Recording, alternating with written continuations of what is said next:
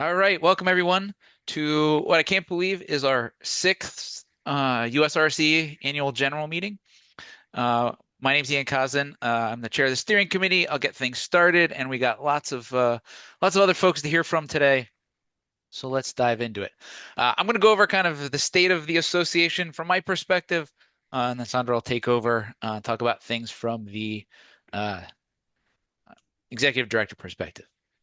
Many of you heard this before. But let's go over it again. Why are we here? Why does USRSE exist? For four main reasons. So the first is community. Our goal is to create a professional community, sharing knowledge, connections, resources, amongst others. At this point, it's maybe easy to assume that it's always been here, but it hadn't been for a while, and it's great to see so many people come together as a community.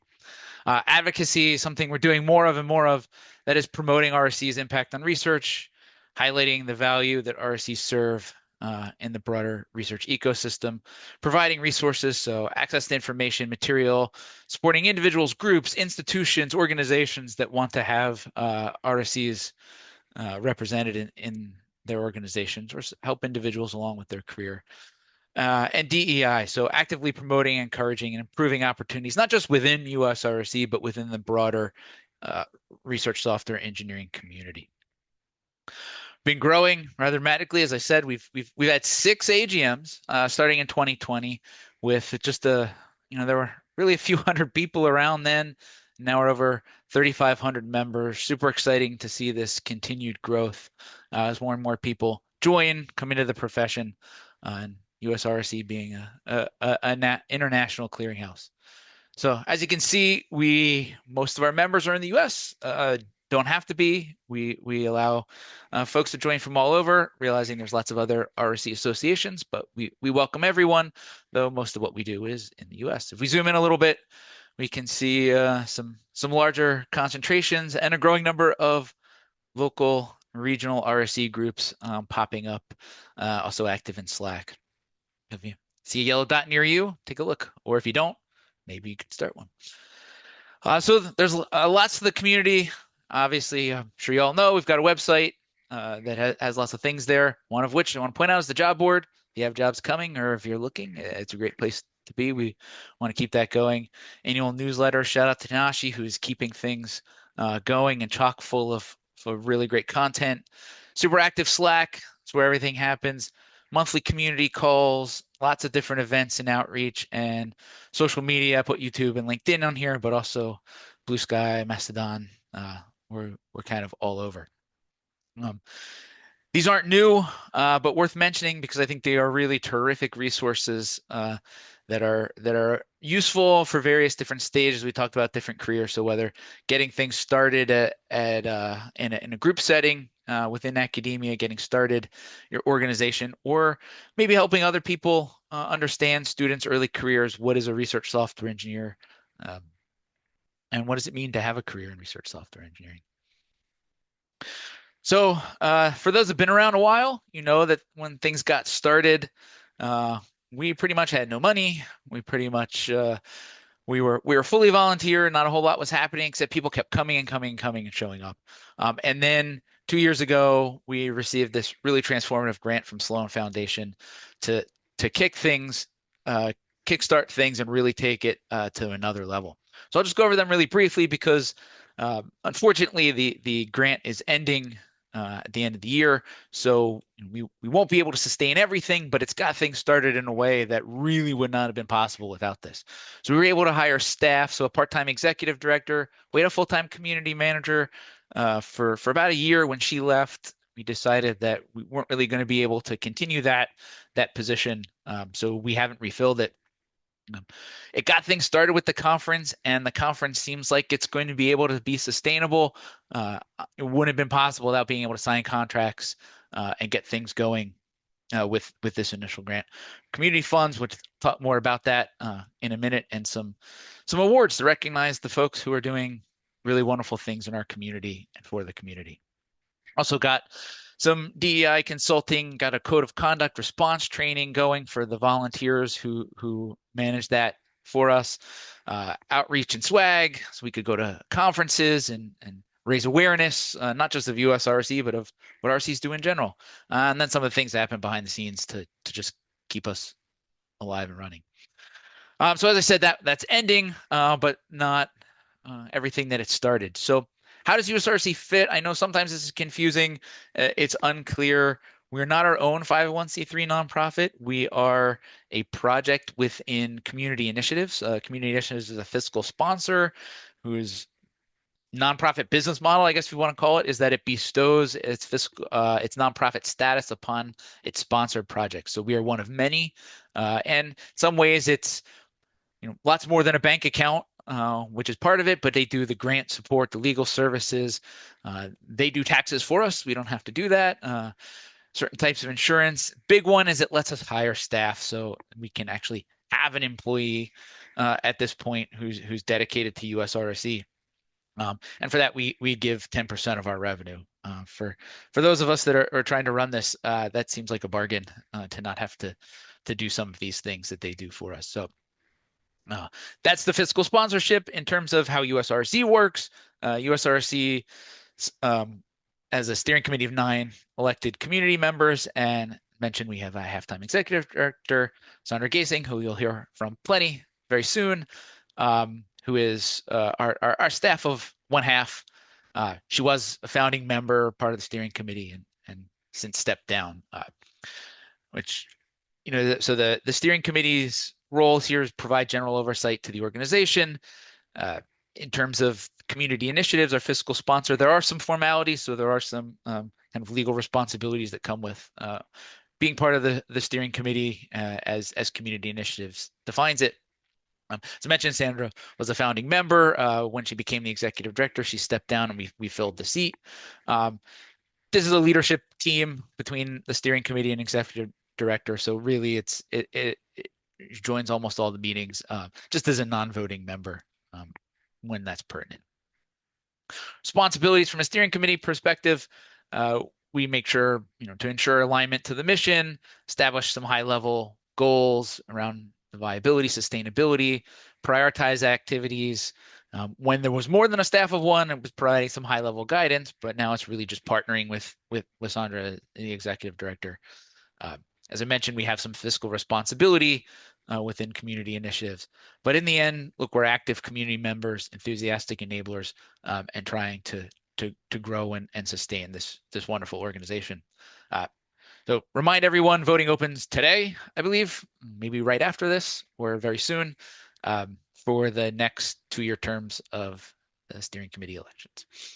So this is our current group who put in a lot of effort. I just want to shout out to them, thank them for all that they've done over the course of this year. We're on 2-year terms, so this cohort will be here for this year and then potentially change for next year.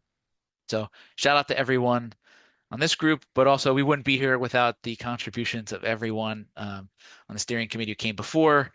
So thanks to all of these folks for getting things going and continuing along the organization. So some highlights, what's been happening. It's been a busy year. It's always really fun to make these presentations because we look back and think, wow, actually a lot has happened, not just in the life of the organization, but even in the last year. So we've got tons of working groups, affinity groups, regional groups. This list keeps growing. If I missed one, that's entirely possible because it's hard to keep up, which is super exciting that we keep growing in these ways. Sometimes they become inactive, but that's okay. Too many to list. Go on a Slack, look for WG dash or AG dash or RG dash, and you can find one. If you don't see one of these on here, you can always think about making one. There's a pretty lightweight process by which to get things started. We have monthly community calls. I apologize that this picture is from 2023. Mental note for upcoming community call, we need to take a picture that's more current. These are always on Zoom. We alternate to try to be time zone and schedule friendly. Yes, sometimes that makes things sneak up on you, but it's either the second Thursday or second Friday of the month. These are just the ones we've had this year, with one coming up next Friday, talking about RCs and hardware. So we had a really terrific program going that was funded off the Sloan grant. for community and travel funding. The goals here to, grow, diversify the community, connect people, assist those, really increase the visibility and viability of research software engineering and research software engineers as a career path, and provide some opportunity for folks who might not be able to get it otherwise. Unfortunately, the program's closed, but we had a really great success. We ended up with loads of applicants, over 30 that were accepted and awarded, and distributed over $80,000 to those in the community through this. So fingers crossed we can find a way to continue this in the future, because it was certainly a success. And thanks for everybody who applied and wrote about the impact that these awards had on them. There's some articles on the website if you want to take a look. We did have awards again. So the idea here is just celebrate the achievements of folks who have made a lasting impression and impact on our broader community. So there was a committee of community members who got nominations and selected winners. And for this year, there were two categories. The first being the technical excellence. We had a student early career winner, Manoj Sundrajaran, and a professional, which was a team for JAWS of everyone here. And then in terms of community leadership and impact, our second award, our student early career, was Daniel Madron, and our professional category was Rinku Gupta. So congratulations to those. We also recognized them at the conference in October, which is really exciting. And I believe we should be able to continue this program, as it's not quite as financially taxing as the other one. So I mentioned we had a conference, our third one, pretty spectacular. As I said, maybe it was last year, my middle school gym teacher yelling at us used to say, once is accident, twice is a trend, three times it's a problem. So we officially have a problem of hosting conferences, which is really terrific. I think it's a good problem to have. So we hosted this in Philadelphia in October. So it was at a hotel, the Marriott Old City, with 305 participants. We missed some folks who were stuck thanks to the government shutdown. Huge bummer. But we had a great group there. And as you can see, there were parallel tracks, posters, BOFs, workshops, talks, papers, notebooks. Really a lot of stuff happening. I missed more than I got to see, and that bummed me out, but that's a sign of a good conference. Other things, we had a really neat opening reception, or I should say a really neat conference dinner on the Mushuletsis boat up here. So if you missed it, it was you could rent out this boat that they'd converted into a restaurant event thing. And special thanks to the sponsors who made that happen. We had a little rapid access talks, a student program, and keynotes. So if you missed it, don't worry, doing it again next year. But I really feel the absolute need to acknowledge the fact that it was literally hundreds of people who made the conference a success. And I just want to shout out to a few of them. Two in particular, the conference general chairs, Kurt and Christina. It's a ton of work over the course of a year, and these things don't happen without them. So huge thanks to the two of them. But there were many more. I couldn't count. I got cross-eyed, and so just listing them out here, there's too many to name. But if you recognize a name you see, please thank them. Here's the executive committee, program track leads, another slide of them. Then reviewers. Realize we can't have a technical program without reviewers, and this is only the first page. Thanks to everyone here. This is the second page. Another thanks. I mean, it really is a tremendous community to be able to put something like this together, and you realize that when we see all these names. And then even just getting things going at the actual event, a number of people stepped up and were willing to volunteer a little bit of time there. So thanks so much to everyone. It takes a ton to make it happen, and it was a huge success as a result of it. And we couldn't do it without the sponsors. So huge thanks to all the sponsors listed here. We hope you'll come back next year. And if your organization or you know an organization that might be interested in sponsoring a conference, wink, wink, nudge, nudge, it might be nice to get someone. So what's coming up in 2026? As I mentioned, so the steering committee, some of the things that we're prioritizing, and making some goals with. So really, we partner with the executive director. As I mentioned, our goal is to align to our mission, but we still own a lot of the day-to-day operational activities. There's some of the things behind the scenes just to keep an organization and one with a conference that's as big as it is going. Um, we really do want to ensure that we have a financial sustainability, ensure that we're doing the right thing with organizational membership, pursuing grants and other funding sources in the proper, responsible way. But really, we want to support and enable conference staff, working affinity, regional groups, our community, organizational members, and individual ones. So more specifically, some of the things that we foresee in need of attention, an evolving governance model. So the approach that we had adopted in 2020, remember that curve at the beginning?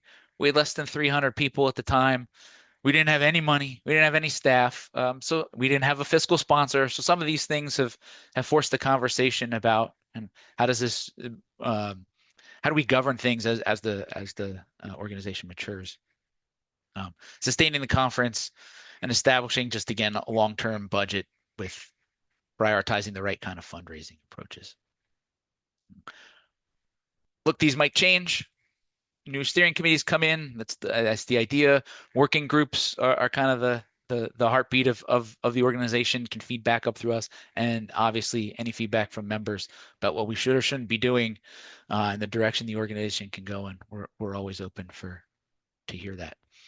As I mentioned, we've got our third conference under our belt. We want to keep this going, and we will next year. So with that, I'm going to take a brief pause, pass it over to Keith, who's going to talk about US-RSE 26 as one of our general co-chairs for next year's conference. Keith? Thanks, Ian. Yeah, we're doing it again. We've already started the planning. It's going to be in the San Francisco Bay Area this coming October. Not necessarily San Francisco proper, but somewhere in the larger Bay Area. We've been looking for sites. Don't have anything to announce yet, but it's going to happen. So we're all looking forward to that. I want to again make a pitch. Let's go back to the previous. Yeah, Alex and I are doing this. I'm not doing this by myself, no, by no means. In fact, we very much need volunteer support. You saw the slides a little bit ago about all the people that pulled this together. We need to do it again. And this is a great way for you to become involved and familiar with the US-RSE by helping organize the conference. There's a website there you can go to. There's a link. You can go there to volunteer to help with one of the conference. But yeah, I'm looking forward to seeing you all here in the San Francisco Bay Area later, a little less than a year from now. So I think Awesome. that's it. Yeah. Thanks, Keith. Thanks, Sure. Alex. And thanks to everybody in advance who's going to volunteer to make this another smashing success. So, as Keith mentioned, lots of ways to get involved with the conference. The truth is, US-RSE is still almost entirely volunteer driven. We've got kind of a half a staff member. And it probably will be for a long time. That's the reality of the situation. So if you're interested in getting involved, we get asked a lot, look, go join a working group. They're all super friendly. I promise. If you don't see something that really speaks to you, consider starting one. As Keith mentioned, there's opportunities to join organizing committees in various different aspects, even if you're not a seasoned vet at this. You can join and learn. It's a great way to gain some experience. You can start a Slack channel, really just have a conversation, ask a question, share a story. We're, first and foremost, we're a community, and that's what communities do. We share things and talk to each other. So I kind of ended this in the conference as well. I want to say that we really are making a difference as an organization. So 14 years ago, the term RC didn't exist. It wasn't a thing. Um, that's certainly changed. 8 years ago, US-RC didn't exist. It wasn't a thing. There was no community at all. 3 years ago, we didn't have an RC conference in the US. Now I've got one with 300 people. Look, the needle's moving. We're making a difference. Things are growing. This is an exciting changes to see. And I'll just show two quick examples of kind of the proof of how this how the ecosystem is evolving. So the first is an NSF solicitation. For those that have been around the RSE community for a while realized what a big deal is when they started to use the word research software engineers or the phrase the as a role. It wasn't just something else. It was actually specifically calling out research software engineers, meaning these are a valued um, professional within the research ecosystem. Even calling out US-RSE specifically as recognition that these are, CI professionals. That's an NSF term should interact with US-RSE to kind of implicit support of what it is that we're doing.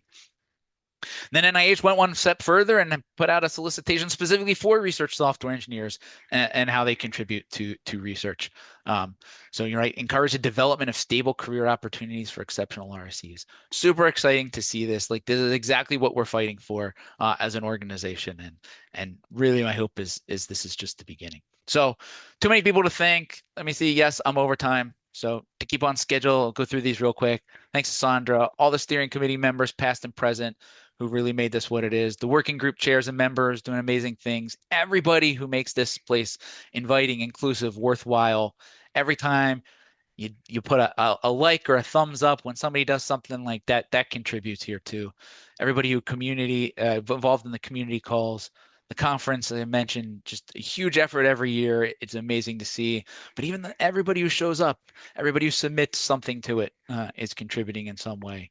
Our organizational members, which Sandra's going to talk about in a second, are crucial in helping us sustain US-RSE moving forward, and their support is amazing. And in the end, really everyone. So thanks so much. I'll stop here. Um, if there's anything you want to see US-RSE accomplish, do focus on feedback, suggestions. We will have some open question time at the end of AGM. You can post it in Slack. You can email contact@US-RSE. You can reach out to any of us. I'm sure we're all welcome. We're here because we want to be, not because we have to be. So with that, thanks. I think we'll have time for questions at the end for everyone. You can put them in chat. I think Jeff's going to try to keep track of them as well. So you can ask them now, but we might not be able to answer them till the end. So we make sure we get through everything. So with that, I'll say thank you, and I will pass it over to Sandra to share her updates. Thank you so much. And let me share my screen. And you should see in a moment my slides. So yeah, as Ian already said, I'm Sandra Giesing. I'm the Executive Director, and I will talk a little bit about recent activities and plans for 2026. So the main goals are really to support the US-RSE mission, the financial sustainability, to advocate for RSEs, and really also outreach, presenting US-RSE, and this all in collaboration with the steering committee. So you see here some activities from HBDC. We had a booth there. I talked at supercomputing with Dario Jill. He knows now that we have research software engineers. I hope he remembers that.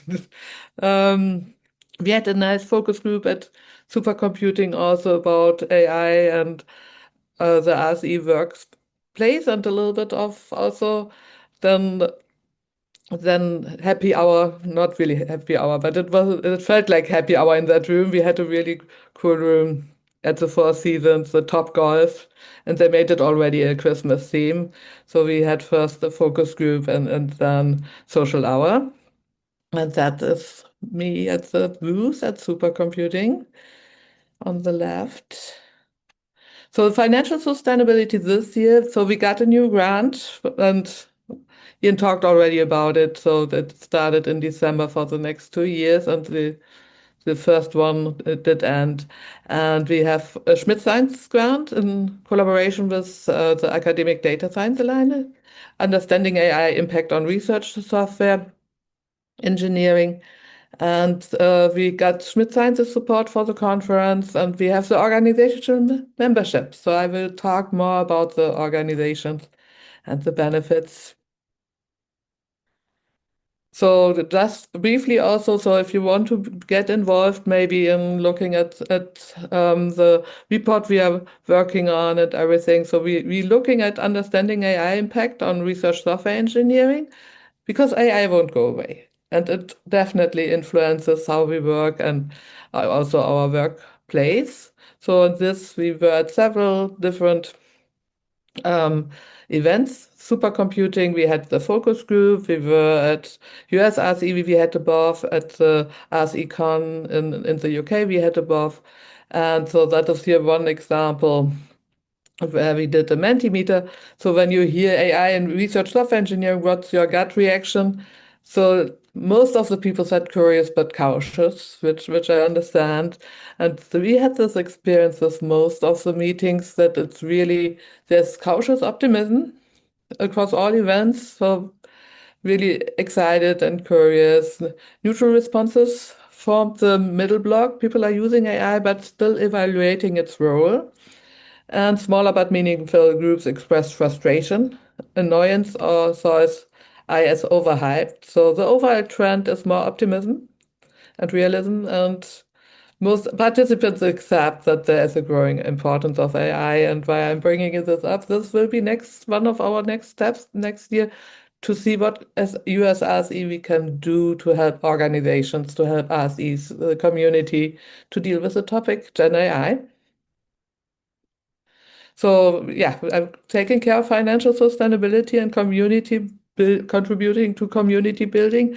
The new magical unicorns just arrived, just fresh, the 2026, and there will be a fundraiser soon, and you can order the little ones now with the blue shirt and the 26 in front soon.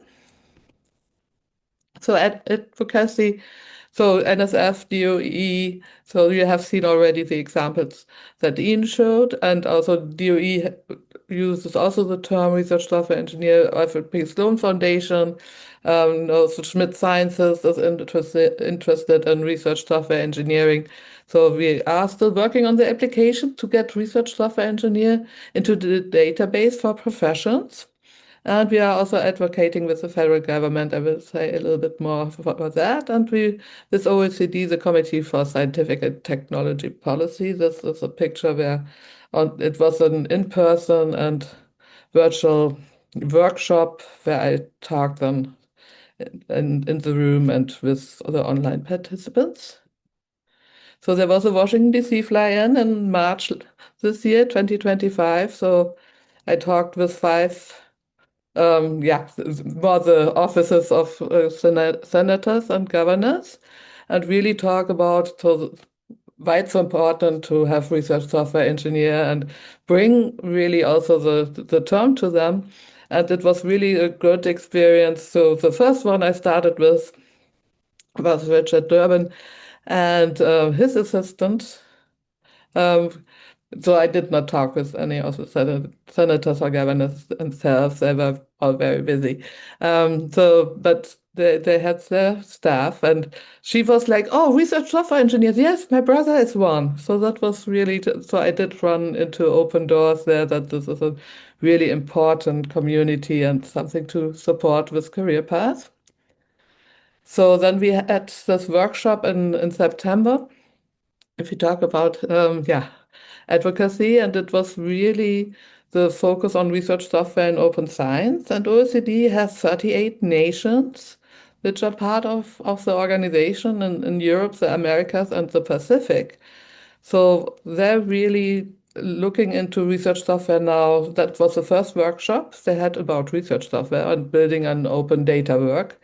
And it's around really governance, infrastructure, workforce standards, and partnerships. And I was on the panel for human resources and motivation. And the goal is really to bring out policy paper on access to research software and around also career paths. And there will be a follow-up workshop in March 2026. And we hope there will be this policy paper soon and that we can really attract that there will be guidelines, and that would be really amazing to have this in the official guidelines for policy in 38 nations.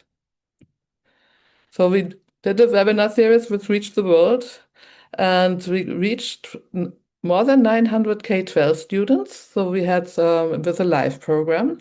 So these were like 5 talks around research software engineering, and they especially liked Ian and his session. So he got some nice pictures drawn. And so more than 46 K-12 classrooms joined the live program, and we have now over 1,390 YouTube views and more than 12 US states represented, plus Indonesia and Uganda. And the goal was here also, so I always said, okay, what would be success when, when USRC is like for a couple of years already there. And one of the ideas is if children start to say they want to become a research software engineer, I think that would be a big success for us if it's a profession that is known already in schools and high school. So my outreach, you see examples here of the outreach I've done this year with different panels, giving presentations, and we had booths at HPDC in July and supercomputing in November, and AGU will come up in December. And here is a little bit a shout out for this. So it will be from the 15th to the 19th December in New Orleans. And I have here, you can sign up if you're going there, if you are in New Orleans, also happy to meet also up in the evening. I would like to organize a social gathering also for one evening for RSEs. But with the booth, I would love, to have some volunteers there so that we can share the dues booty and booth duty. And yeah, we have a Slack channel, the AGU 2025. Thanks, Alex, for creating that one. So organizational membership, we started last year in October with this. This is our current founding members. We have 21 members now, which I think is really fantastic for having started a year ago. And the mixture is there are universities. We have 8 universities. We have 5 nonprofits. We have 4 projects or platforms like Globus, and we have national labs and federal funded departments, and one from industry. So there's room for improvement there. But it shows that research software engineers are needed all over the spectrum of research software engineering. So it's the mixture with the universities, the national labs, nonprofits, platforms, and industry partners. And also we have a strong alignment with national research infrastructure, like with NCAR, Sandia, Berkeley, Globus, and CAST. They have really this expertise in cyber infrastructure, open science directly, also from a national lab perspective and platform perspective. We have community and workforce builders in there. So with now the Carpentries, NumFocus, the Academic Data Science Alliance, and the Research Software Alliance to really strengthen, training and open source sustainability, professional recognition for us here, and this early industry engagement. So this is one of my goals for next year to get more industry partners on. So we have the chance to really further grow them. So also for the organizational membership, so the current founding members, I would like to do some shout outs here. So University of Illinois Urbana-Champaign is really a leader in building strong, sustainable RSE careers and one of the biggest groups in the US and campus-wide research software support. Berkeley brings world-class scientific computing excellence and long-standing support for research software engineer. Princeton is a leader also in elevating research computing and championing the essential role of RSEs in advanced research. Sanya sets the bar for rigorous engineering and reproducible research. NumFocus, the science, the open source ecosystem that RSE depend on every day.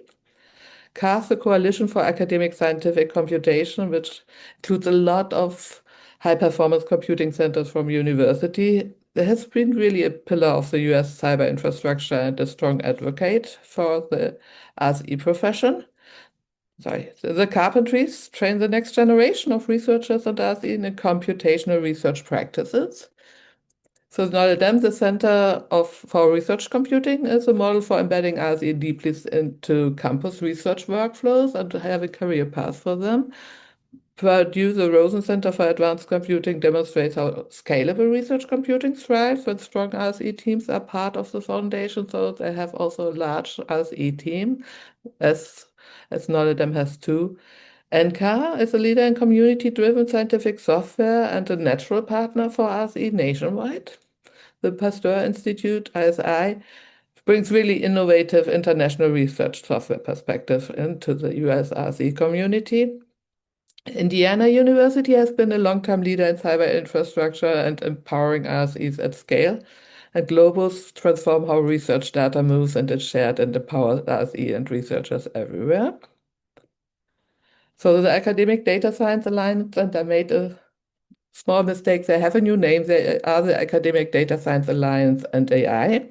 And they build strong connection between data science and research software engineering, which is critical to our shared mission. The Research Software Alliance really is recognized scholarly output internationally. Omnibond, our industry partner and member, highlights the importance of RSEs in commercial innovation and brings vital industry engagement to US RSE. Dartmouth contributes deep research computing expertise and strong support for the people behind the software. The University of Florida advocates for professionalized RSE roles and supports data-intensive research at scale. CU Anschutz strengthens RSE engagement in biomedical and health research, one of the fastest-growing data domains. Open on Demand makes HPC easier to use for everyone and is a resource for RSEs. And RANSI translates cutting-edge computing into real scientific impact and supports the engineering that makes it happen. So these are our current members, and this is also a shout out to individual members. If you can see that, your organization maybe it would fit or could contribute or would benefit also because it has, the membership is really for USRSE essential. So individual RSEs are so important and they can build grassroots momentum. Institutional commitment is needed for lasting change, for really sustainability and visibility and advocacy. So they can really influence how hiring practices look at the future, the funding strategies, maybe recognition of research software as a key output, and help to create a national movement that strengthens US science and engineering through better software.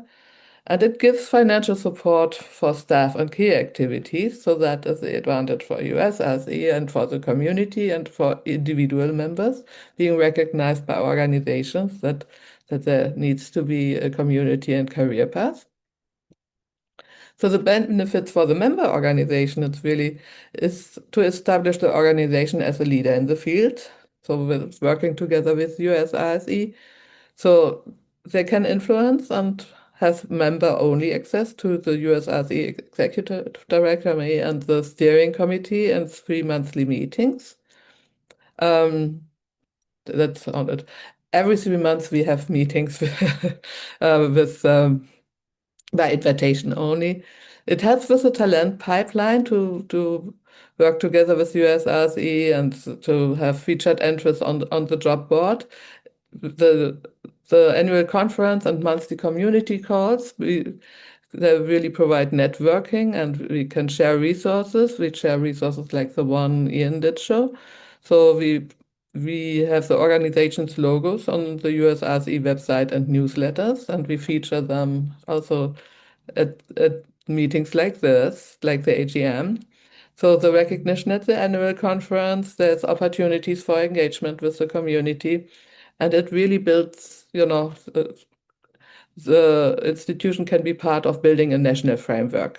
And it creates partnerships between members. So, for example, we have members from Indiana who have now a partnership and meet regularly discussing RSE topics. And so at the moment, we have organization founding members. You can only, in a certain amount of time, become an organizational founding member and then never again. And we are thrilled to share that we are extending the deadline to June 30 for organizational founding members. So institutions can still join. So because we did also have feedback from some institutions that they're still going through the internal review processes, so we extended the deadline.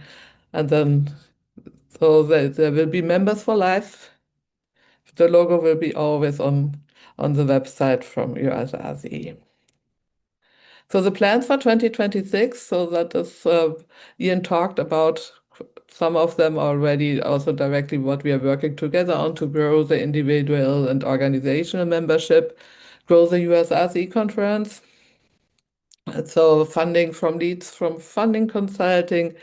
So I apply for, we had funding consulting last year, and we still have a list of leads we could follow up with.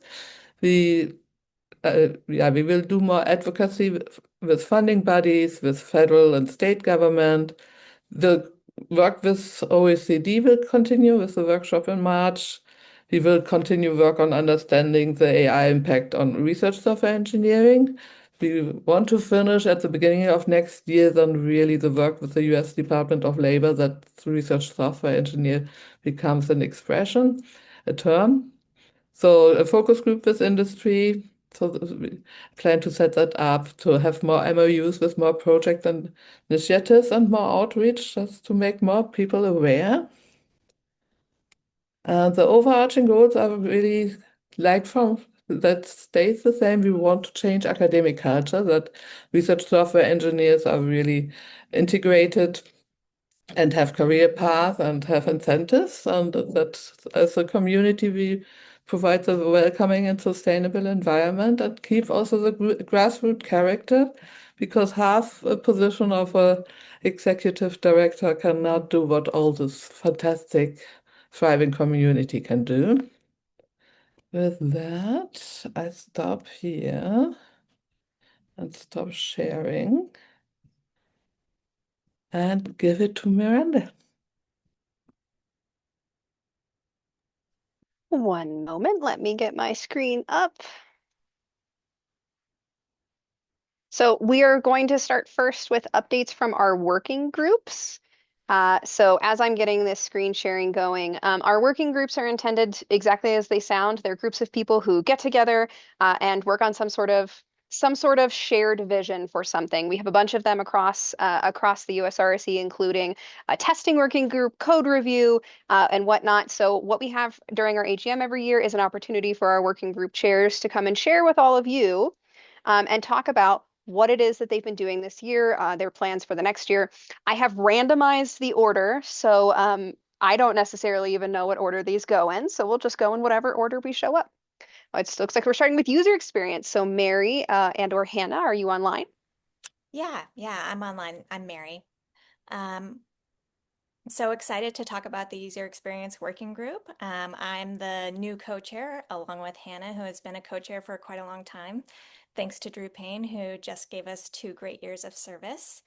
We are a community of people who want to improve the state of the art for the research software user experience. We have a wide range of experience in our group, people who are just kind of curious about UX or want to improve the user experience of their website all the way up through experts.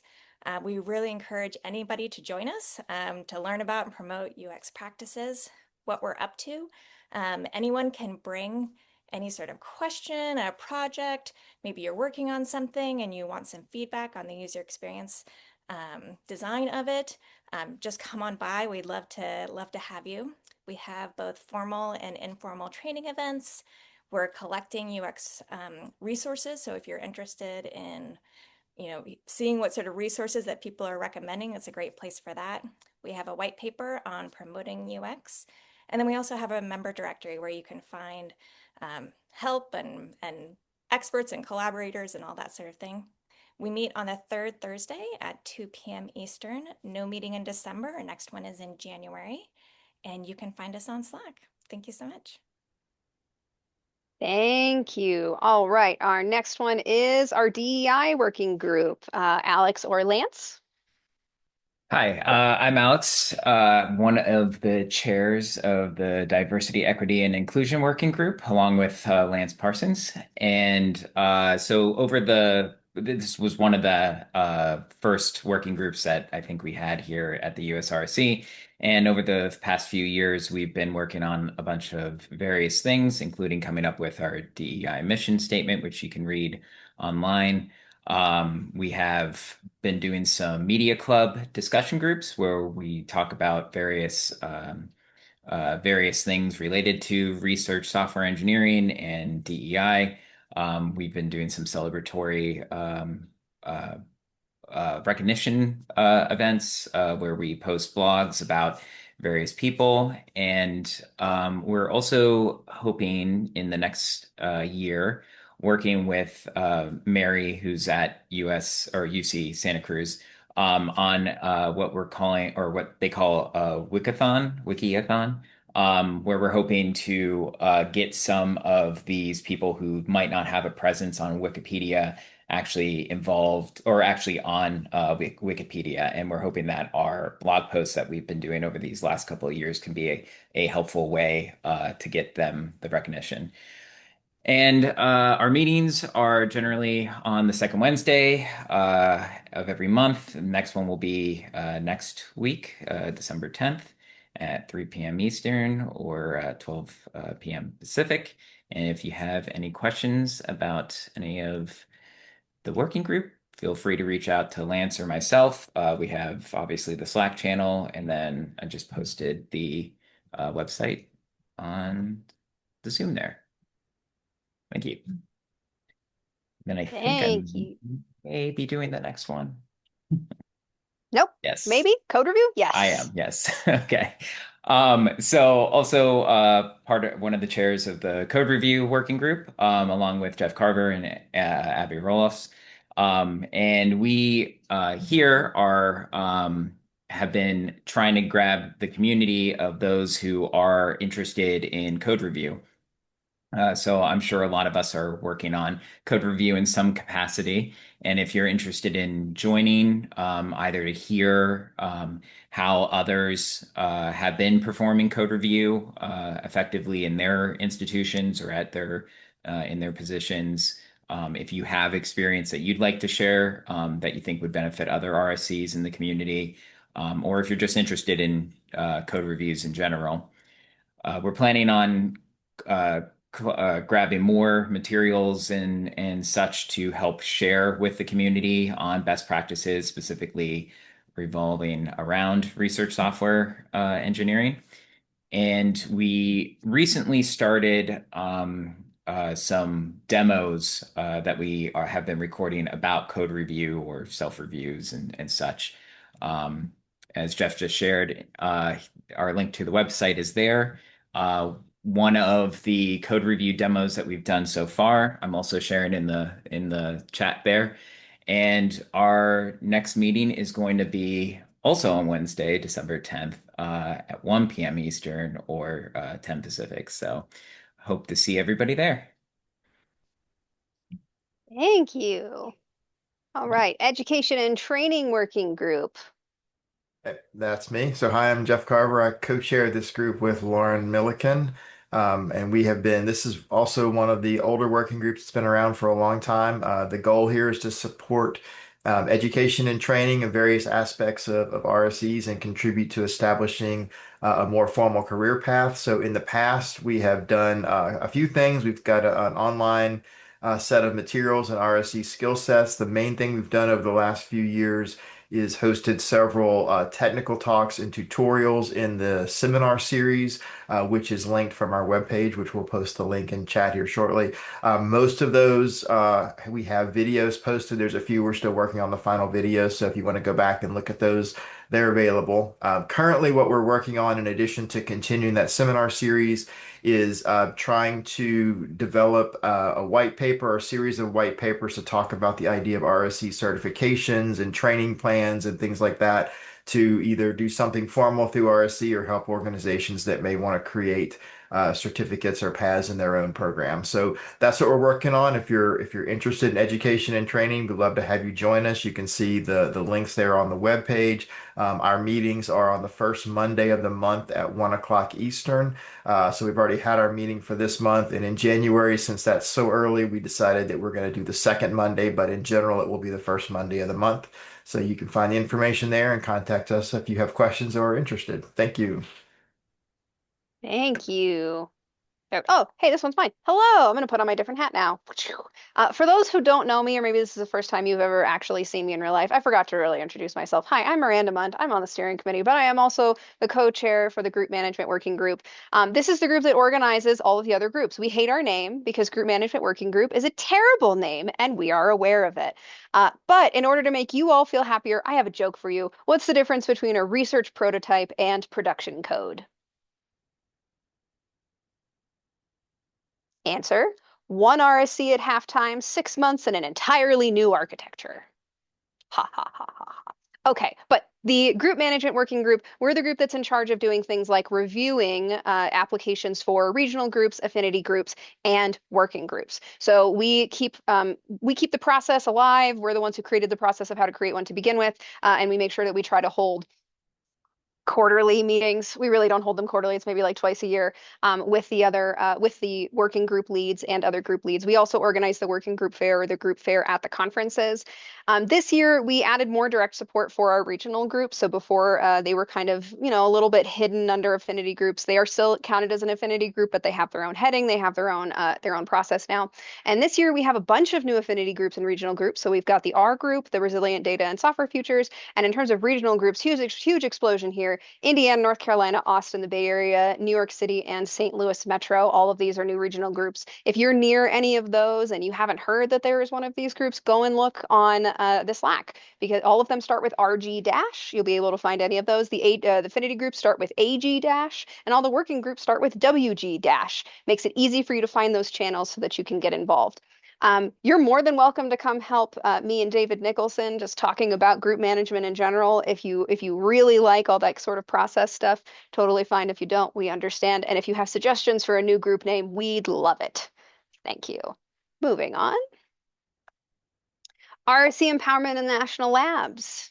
Okay, I don't see any of them here, so I'll just read through this really quick for you all. The way that they pick their co-chairs is by election. So every year they have an election to choose their new co-chairs. In terms of a national lab, how they define that as any government-owned institution with research as its primary mission. Their objectives of a group are doing advocacy and community building within the national labs and understanding the challenges that are unique for national labs that are not there in other research organizations. They do monthly community calls and they have a speaker series. Things that they've done in the past are survey and focus groups on building RSE communities within the national lab. They created this fantastic guidebook about getting started with the RSE movement within your organization, and they are working on a national labs panel discussion, or they did a working in the National Labs panel discussion, which was really interesting, especially for kind of early career or students. All right, testing. Hi, I'm Hello. David Louis. Yes, I'm David Louis. I'm a co-chair of the testing working group along with Nasser ST. And our group is about sharing our experience in making research software more reliable and easier to validate through better testing. And we do this by meeting monthly on the third Wednesday at 1 p.m. Eastern. We share resources. We collect and share resources on testing. We also have a speakers series. We've had 3 so far, and they've been tremendous. We share slides and recordings on the YouTube channel. We also had a survey, and thank you for everyone who answered that survey. So what's coming up is we're working on analyzing that survey so that we can write a blog post. And we have our next speaker is on the 17th, about not next week, the week after next. It's going to be 1 p.m. and I encourage you to register with the cute QR code that I posted there. And that's it. Go ahead. Thank you. And I believe last but not least, community calls. Yeah, thanks, Miranda. Hi, I'm Abby Roloffs. I'm a co-chair of the Community Calls Working Group along with Julia Damerau. Ian already kindly covered a lot of this for us in his introduction, where he talked about our topics this year and what we do. But I will just say that those calls don't happen by magic. We have a Community Calls Working Group that plans them. Every month we come up with a topic and we try to find some speakers to speak on that topic. And then we do breakout rooms at the end of the community calls. We would love for more people to be involved. If you're interested in helping us plan, suggest topics on the general channel or to Yulia or I. Um, Volunteer to speak at one of the community calls. We're always looking for volunteers. Join us to chat. We did change the format of the community calls a little bit in the past year. If it's been a while since you came to one, we used to randomly assign people to breakout rooms. In the past few calls, we've started opening up breakout rooms for different topics and letting people choose where they want to go and what they want to talk about, which has so far seemed like a positive. We'd like your feedback. Come join us, give us ideas. If you've spoken at a community call in the past, thank you so much. Thank you for being there. And our next call is next Friday, as Ian said, and we'll be talking about hardware and research software engineers. Oh, very exciting. All right, that is it for our working group updates for the year. I am still the next speaker. We're going to talk about election stuff, but just again, if you saw a working group that you were really interested in, if you see a gap, like we've already had at least one person in the chat who said, "Is there a working group for X?" We are more than happy to accept applications for new working groups. There are requirements online for what you need in order to create that. I will either post that link or I'll look at Alex and ask him very nicely to post that link for me. Thank you, Alex. Just so you can go look into that. Similar with affinity groups and regional groups, the requirements for those ones are significantly lighter. You don't need as many people involved or, as much of a mission statement or whatnot. So if you're interested in creating one, you see a gap that you want to fill, absolutely go for it. We would love to have more community groups in any form or format. I realized I forgot to click share with sound when I clicked share this screen, so I'm going to stop sharing for a second and then reshare with sound.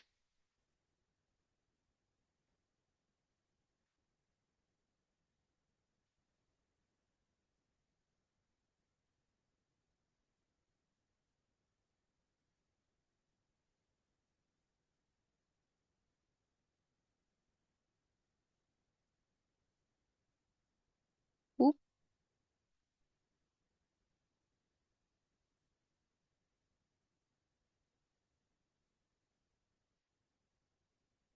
Okay. Let's hope that worked. It was being weird for a second there. So, hello again. I'm Miranda. If you haven't met me before, wait, sorry, we just did all this.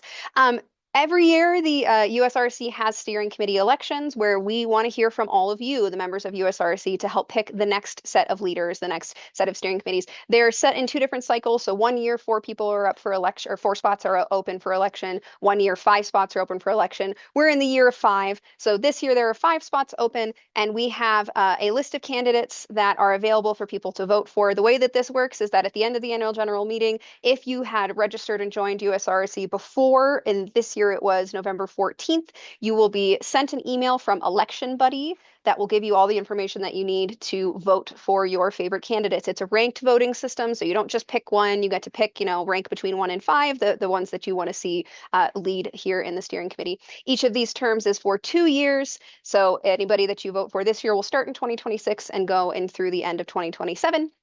And we are hoping that all of you, are interested in voting for folks for steering committee. You really get to help here. This is when your voice gets to be heard, and you get to pick who is helping lead the next couple of years of USRSE and making sure that we have your input on what you find to be important.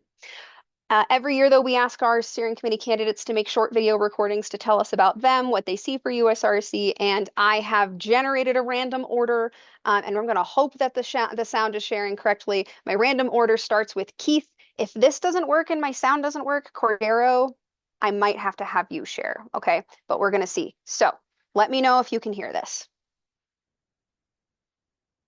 Okay. Cordero, you might need to do it because I think my Zoom is mad. Thanks.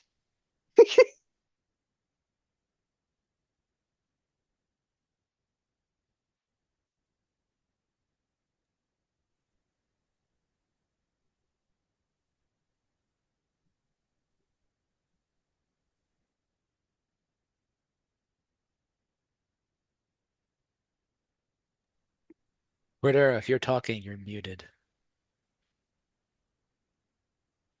Nope, Cordero is figuring out how to share screen. That's what's I see. happening right now, guaranteed.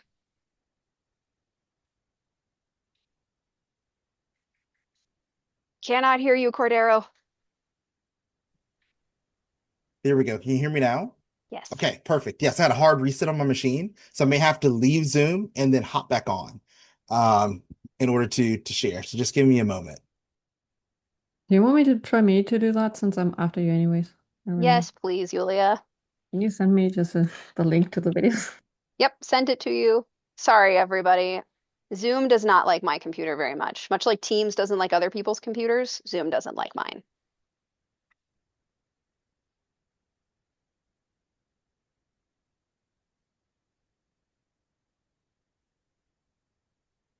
Oh, wait.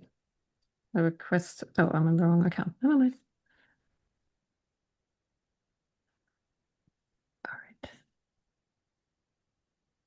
Hello, Oh, my name is. stop. Did you hear that? Did that come through? Yes. We could hear it, yeah.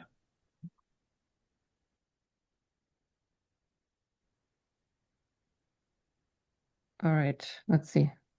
Keith Beattie, and I am an RSE, and I have been an RSE for longer than the term has existed. I am currently on the US-RSE Steering Committee, and I'm running again for another 2-year term.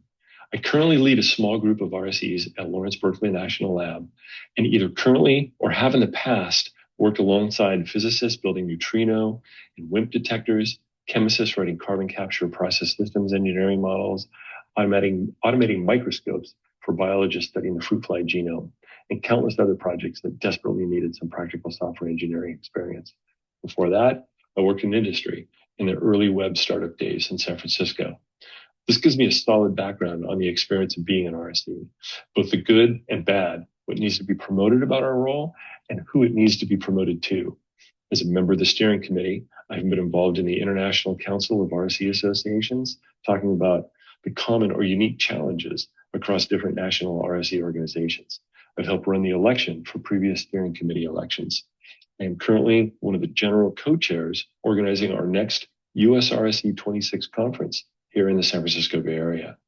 I participate in all the important discussions and decisions that we make on the steering committee that guides the daily and long-term direction of the US-RSE, like what we need to do to ensure we prosper as a professional organization, supporting RSEs, what we might need to do to change in the reality of funding priorities, or what we should not change in response to someone else's priorities.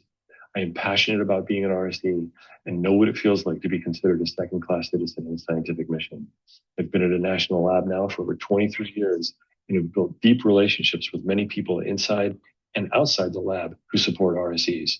With your vote, I would very much like to continue to be a member of the US RSE Steering Committee and see continued progress in support of RSEs in their scientific careers. Thank you. Do I know you? Did you send me? I sent you the random order. That was our first one.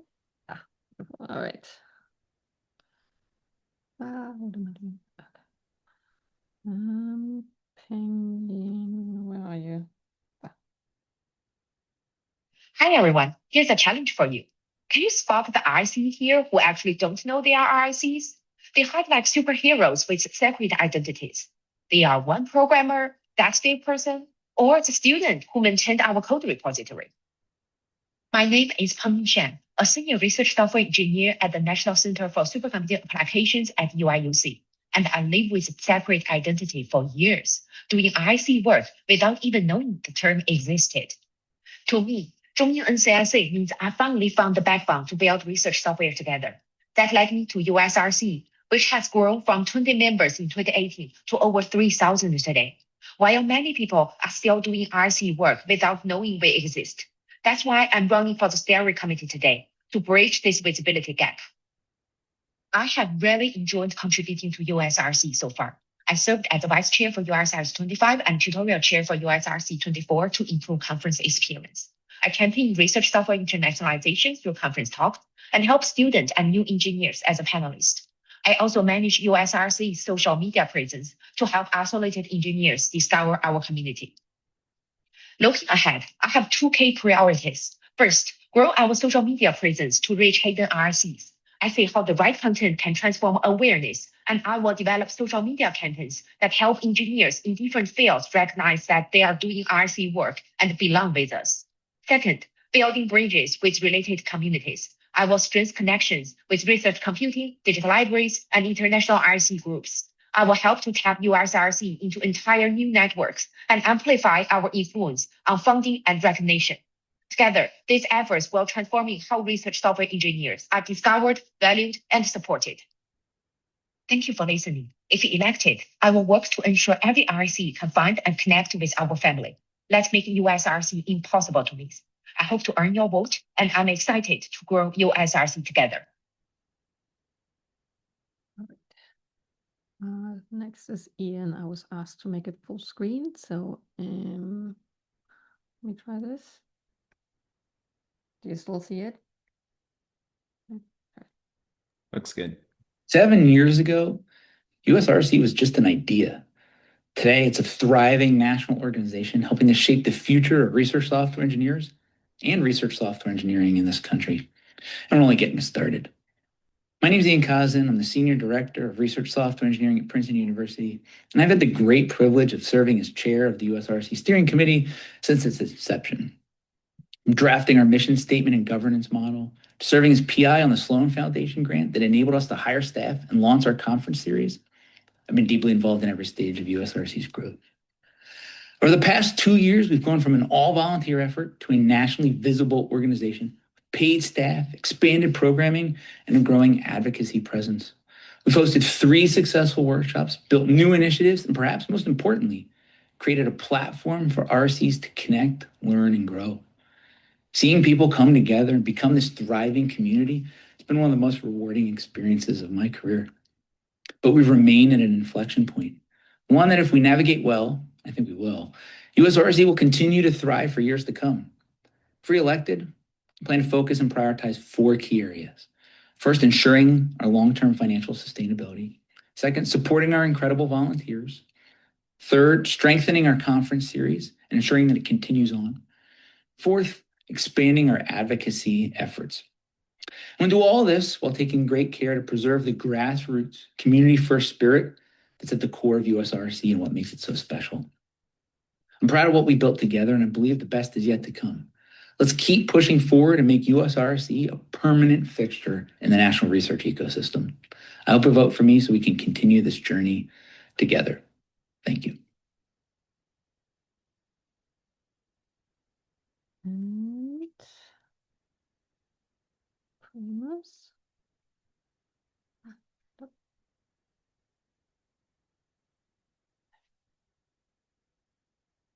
Hello, everyone. My name is Primus Chimdia. I'm excited to be a candidate for the US-RSE Steering Committee. I'm passionate about advancing research, software engineering, and building stronger bridges between academia, industry, and open source communities. My background spans web performance engineering, high performance computing, and optimization across diverse environments, from lightweight systems to advanced hardware, VMs, and 3D workloads. I've worked on several projects that balance technical depth with practical impact, and I bring a resourceful, data-driven mindset to every challenge.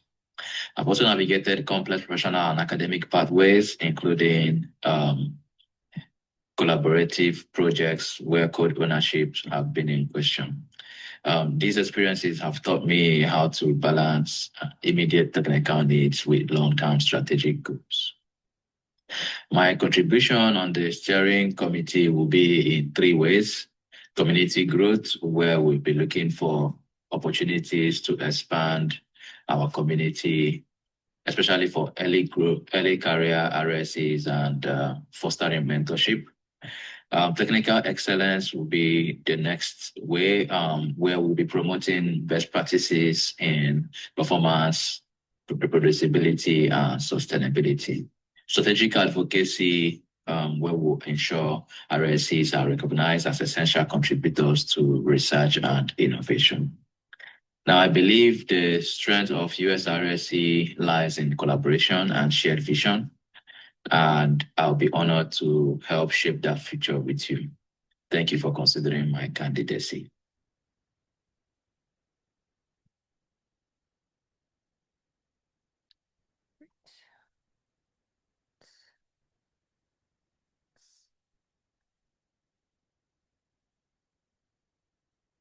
Hi, everyone. I'm Alex Kufos, and if we haven't met, I'm thrilled to introduce myself. I'm a research software engineer in the solar physics group at Stanford University. I've been lucky enough to be part of our incredible community here at the USRSE for several years now, serving in various roles. I've had the honor of being part of our working groups, and I'm currently on the steering committee. Next year, I'm excited to co-chair the USRSE 26 conference here in the Bay Area with Keith Beatty. It's going to be a fantastic event, and I hope to see everybody there. During my time with the USRSE, I've been involved in some important initiatives. I helped lead the effort to establish our diversity, equity, inclusion mission statement, which is a cornerstone of who we are. I've also worked with the steering committee to explore ways to promote financial sustainability through our organizational member model. Plus, we're in the process of creating an internal survey to better understand our membership and prioritize future goals. I'm eager to continue my role on the steering committee to build on these efforts and more. One of my key focuses will be advocating for official RSE roles at other institutions or across institutions. While many of us identify as RSEs, there's still a lot of work that needs to be done to ensure these positions are recognized and lasting. A huge thank you to our amazing volunteers and members of this organization to make it what it is today. I cannot wait to work with all of you over the next few years. Let's make even more incredible things happen. Thank you.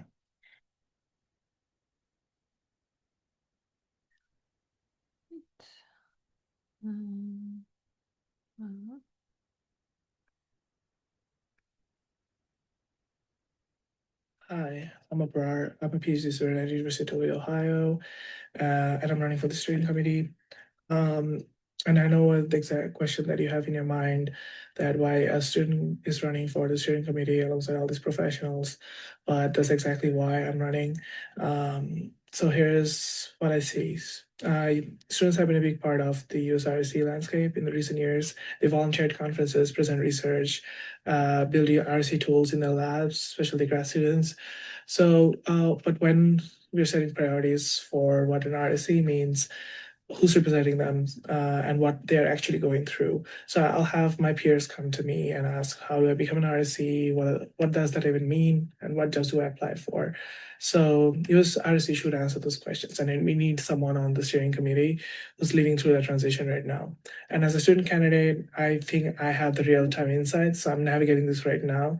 So I have limited advisor support, building RSE skills while doing research, scraping together conference funding, to attend events, talks, workshops. So I know where the students get stuck. And secondly, I'm already leading. So I run our ICM student chapter. I organize career fairs. I'm an Access Student Champion.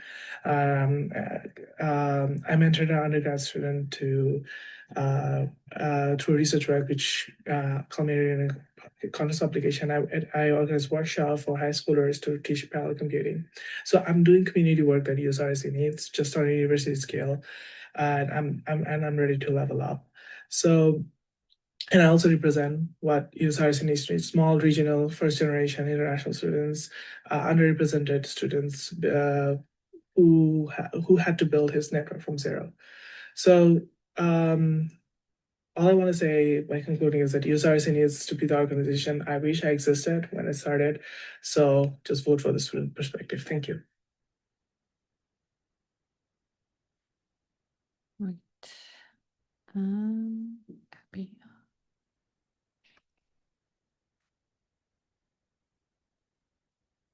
Hi, I'm Abby Roloffs, and I'm a research software engineer at the University of Michigan. I've been involved in USRSE for close to 5 years now, and I've volunteered in a number of different roles during that time, from co-chairing the community calls and code review working groups to serving as sponsorship co-chair for the past 2 conferences and deputy treasurer on the steering committee for the past 2 years. I've found this to be a wonderfully welcoming community where people understand the unique challenges of developing software in a research environment and are willing and eager to discuss their experiences and share their knowledge. During the past 2 years that I've been on the steering committee, I've also seen the challenges that US-RSE faces as an almost entirely volunteer-driven organization. Identifying funding sources is always hard, but it's especially difficult in the current political landscape. Finding the right balance between relying on volunteers to run our many affinity and working groups and our annual conference, while also not burning anyone out, isn't easy. Documenting administrative processes well enough to stand up through volunteer turnover is an ongoing effort. I'd like to continue on the steering committee for another term to help ensure that US-RSE stays true to our values as we face these challenges, and that we continue to build the framework necessary to keep the organization strong and sustainable for many years to come. Thanks for your time today, and thanks for your vote. Right. And the last one.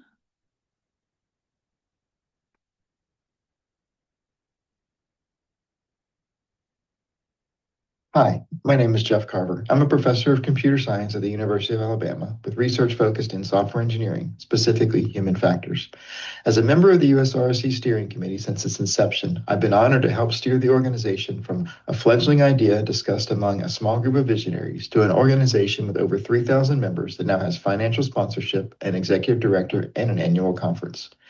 I'm an active participant and leader in US-RSE activities. First, with my background as a professor and my expertise in software engineering, I started the Education and Training Working Group and continue to co-lead it.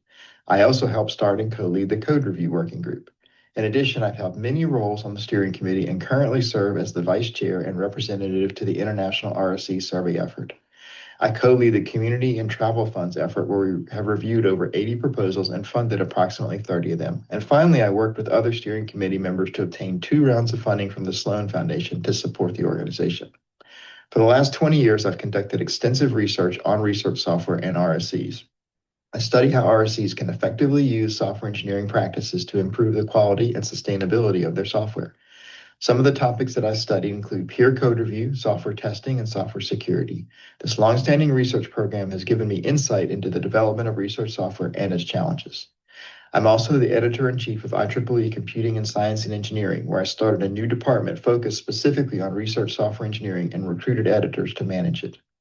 My experiences on the steering committee paired with my academic background have motivated me to seek another term where I can continue to help RSE move forward. I'm especially interested in helping RSEs learn more about the software engineering practices that help make them more effective and make their software more sustainable. My formal background in software engineering, as well as my role as an educator, make me well suited for this task. I look forward to continuing to bring this perspective of an academic and a software engineering researcher to the steering committee. I ask for your vote. Thank you.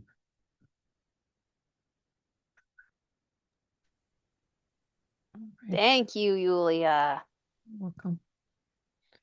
All right, everybody. So those are our candidates for this year's steering committee. I mentioned earlier, but I'll mention it again because now that we've heard from all of our lovely candidates, you will get an automatic message from Election Buddy after the annual general meeting is over. So you won't get it before 1 p.m. Mountain Time, 3 p.m. Eastern Time, 12 p.m. Pacific Time. I can't leave out Central, 2 p.m. Central Time. I don't remember what time in Hawaii. I want to say it's 10 a.m. That sounds right.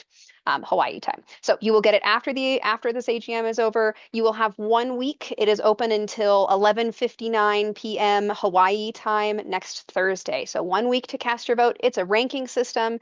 You are more than welcome to vote between 1 and 5 for those 5 different positions. There are 5 positions open. We thoroughly encourage you to cast your vote, and every single person gets one unique ballot in order to do so. If you have any questions for any of our candidates, we recommend that you post in the elections channel. Alex put information about that in the chat already. So post the elections channel, send an email to them. Their information is posted on the elections website. And beyond that, I hope that you've learned more about our candidates and you're excited to help out and to vote for one or some of them to help lead the steering committee. With that, even though Yulia just turned off screen sharing, I believe I'm handing it over to Yulia. Yes, you do. Thank you. All right, let me share again.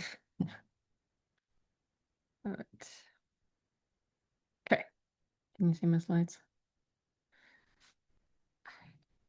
Well, thank you, everyone.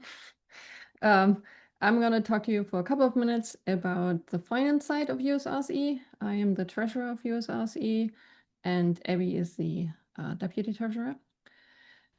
All right, it won't be very long. Okay, so here's some general broad information, financial information about US-RSE from this year. As mentioned before, our Sloan grant that was awarded in the spring of 2023 is coming to a close. We have to spend everything down by the end of January. It was about 400K per year, and that's pretty much almost all gone. We were lucky to get a follow-up grant from Sloan that I think also Zana mentioned that will cover her salary for the next 2 years. So yay, we're still going to have an executive director. It's very exciting for us. We also this year got a smaller Schmidt Sciences grant to work on AI and RSEs, which also was slated for salary and some travel. Our organizational members in 2025 have brought in about 30K this year. And this is money that's, well, for now, keep it for a rainy day. We'll see what we're going to do with this. We had individual donations, about $600. Thank you so much for everyone who is donating on a regular basis, or not regular basis, to our cause. It's greatly appreciated. In general, our spending categories, the biggest one is salaries, or salary. We have a couple of student workers, like Tinashe, who works on our newsletter. And we currently still have a project manager. The next one is a conference, which is a huge lift, and also financially. General travel and activity funding for our executive director, and then a couple of smaller things here and there, like our Zoom license, as we now know we pay for every year. And generally, it was already mentioned, but our fiscal sponsor gets 10% of everything that we get. So everything that comes in, no matter what, 10% of that go to our fiscal sponsor to pay for all the HR, all the legal advice, everything they do for us to, and everything they take off of our plates. The 2025 conference brought in about 140K in registrations, which was also very needed. We had about 50K in sponsorship this year, which is a little less than the year before. Total, our expenses were 200K, about 200K, which means we had to supplement the conference a little bit from other sources within US-RSE. We hope for next year this will look a little better. We'll see. We got Schmidt Sciences again, gave us a smaller grant for attendee travel. So a lot of people got funded to come to US-RSE, or at least partially funded. And then other other things. The community fund supported the conference. The money from the community funds supported some activities at the conference, and the money from previous conferences was used to pay for upfront costs. So that was where the Sloan grant, the original Sloan grant, came in, because you can't have a conference without paying deposits, paying for the venue, giving people deposits like photographer, food, and all of that is a lot of money that we wouldn't have had without the grant. And now that we have done 3 conferences, we have a pot to pay for those in the hopefully coming years. All right, our budget plans for 2026. We pay our executive director and our student workers for the work they're doing. We have for early next year, we have a leadership retreat planned in which we will focus on questions that need more than 1 hour every other week to figure out, specifically about the sustainability of our organization. We have staff travel. Sana needs to go places to tell people about the things that we are doing and the things that she's doing. We have the 2026 conference coming up, which very soon, hopefully, will start. We have to pay some bills and some deposits and some things. And then we have smaller things like we pay for Google, we pay for Zoom, we pay for unicorns, right? That we then hopefully give out to other people. Yeah, that's currently the plan. And as Ian mentioned previously for the steering committee, these things can change as the steering committee changes, as plans change as the situation changes. I think that was it. Yep, that was it. I give it to Jeff, is that right?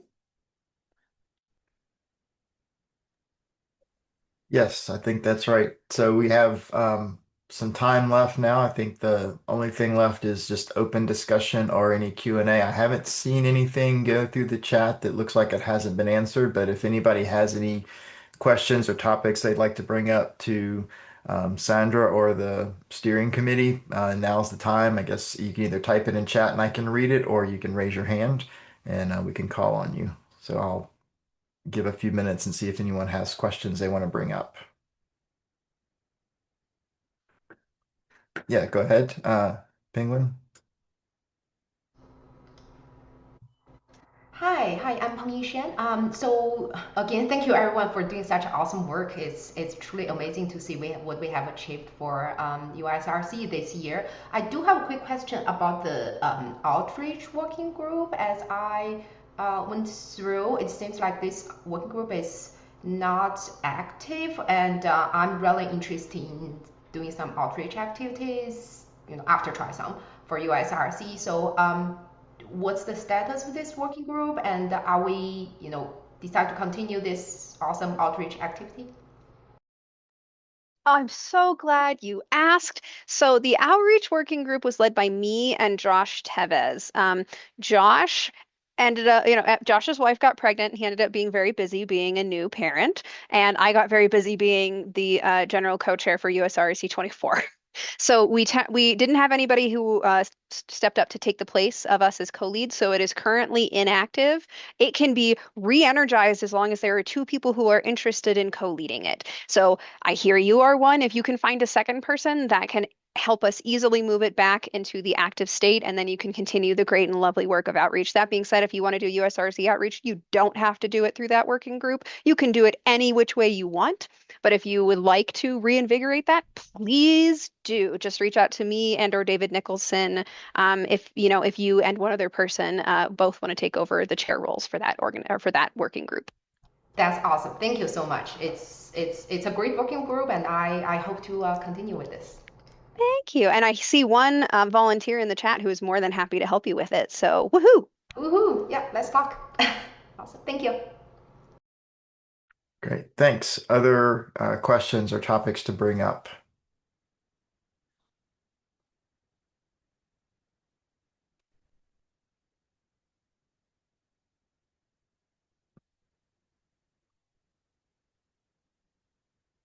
Give everybody a minute or two to think before ending it too quickly. But if you have questions, please feel free to raise your hand or put them in chat now.